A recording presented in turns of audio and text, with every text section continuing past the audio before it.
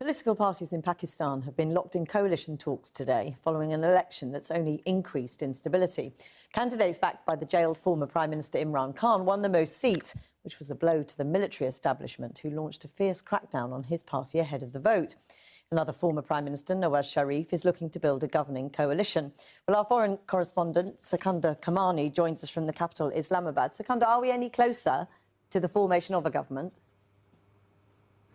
Well, you've got these discussions taking place between the second and third largest parties, the Pakistan Muslim League, led by one dynasty, the Sharifs, and the Pakistan People's Party, led by the Bhuttos. No deal has been reached between them yet, but these two parties made up the bulk of a coalition that has been in power, or had been in power for the past 2 years. It's worth pointing out, though, that that coalition government wasn't particularly popular, it wasn't particularly stable, and I think, given the momentum Imran Khan and his supporters have been building, it's going to be even less so now.